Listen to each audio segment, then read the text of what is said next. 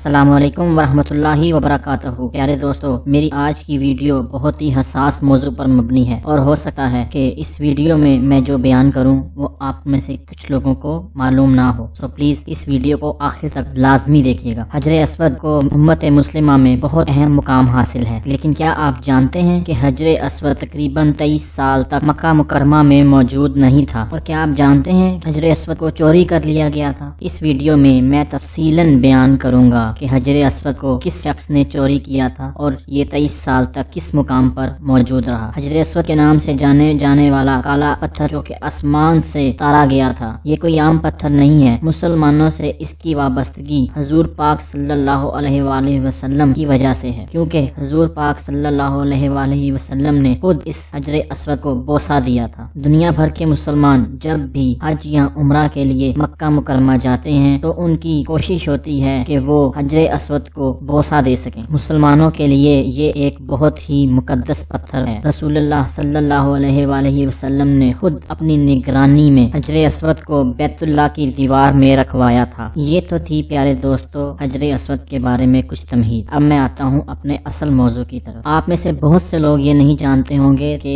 مکہ مکرمہ سے حجر اسود کو چوری کر لیا گیا تھا اور یہ تقریباً 23 سال تک مکہ مکرمہ میں موجود نہیں تھا۔ حجر اسود کو چرانے والے شخص کا نام ابو طاہر سلیمان الجنابی تھا۔ اس شخص کا تعلق اسماعیلی شیعہ فرقے سے تھا۔ ابو طاہر سلیمان الجنابی کے بڑے بھائی نے کرماتی ریاست کی بنیاد رکھی تھی، جس کا نام ابو سعید حسن ابن بہرام الجنابی تھا، اور اس ریاست کا نام کرماتی ریاست تھا۔ یہ کرماتی ریاست آج کے موجودہ سعودی عرب کے شہروں دمام، جبیل، قطیف، الحاصہ اور ابکیک پر مشتمل تھی۔ آج بھی سعودی عرب میں ان شہروں میں شیعہ فرقے کی تعداد بہت زیادہ پائی جاتی ہے۔ ابو طاہر سلیمان الجنابی نے جب حجر اسود کو چوری کیا تو وہ حجر اسود کو اپنے ساتھ الحاصہ شہر لے گیا تھا اور 23 سال تک حجر اسود الحاصہ شہر میں ہی موجود رہا۔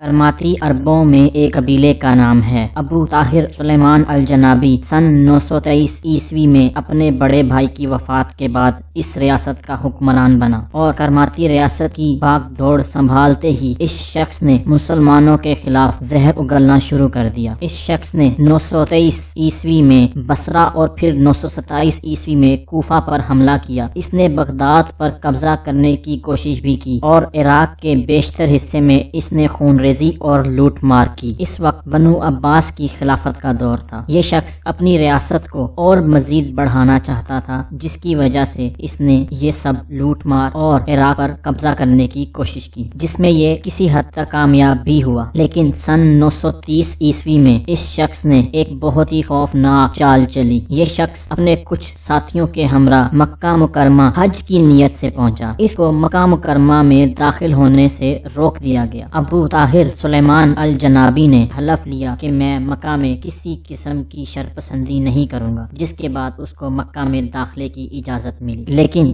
جیسے ہی یہ مکہ میں داخل ہوا، اس شخص نے اپنے حواریوں کے ساتھ مل کر حاجیوں کو قتل کرنا شروع کر دیا۔ بہت سی عمارات کو اس نے منہدم کر دیا اور حرم شریف کے اندر اس نے خون ریزی کی۔ اور یہ شخص صرف خون ریزی پر ہی نہیں رکا، اس شخص نے کعبۃ اللہ کو نقصان پہنچایا اور حجر اسود کو چوری کر کے اپنے ساتھ لے گیا۔ ابو طاہر سلیمان الجنابی چاہتا تھا کہ جو قدر و منزلت مکہ معظمہ کو مسلمانوں میں ملی ہوئی ہے، وہی قدر و منزلت میری ریاست کو ملے، اور اس نے ایسا ہی کیا۔ اس نے حجر اسود کو چرا کر اپنی ریاست میں موجود مسجد میں رکھ دیا۔ یہ چاہتا تھا کہ مسلمان مسجد الدیر میں آ کے حج کریں۔ عباسی خلفاء نے اس شخص سے بہت بار استفسار کیا کہ ہمیں حجر اسود کو واپس دے دیا جائے، لیکن یہ شخص نہیں مانا، اور بالآخر 23 سال کے بعد بہت بھاری تاوان کی رقم لینے کے بعد اس شخص نے حجر اسود کو واپس کیا۔ حجر اسود جب اس شخص نے عباسی خلیفہ کو واپس کیا تو وہ اپنی اصل حالت میں موجود تھا ہی نہیں، وہ تقریباً 4 سے 7 ٹکڑوں میں ٹوٹا ہوا تھا۔ بہرحال عباسی خلیفہ نے ایک بھاری رقم تاوان کی صورت میں دے کے حجر اسود کو اس انسان سے واپس لے لیا، اور پھر حجر اسود کو اس کی اصل مقام پر دوبارہ رکھوا دیا گیا۔ دیا۔ حجر اسود کی بھاری رقم تاوان کی صورت میں لینے کے صرف 1 سال کے بعد ابو طاہر سلیمان الجنابی ایک بھیانک موت کا شکار ہوا۔ اسماعیلی شیعہ فرقہ مختلف چھوٹے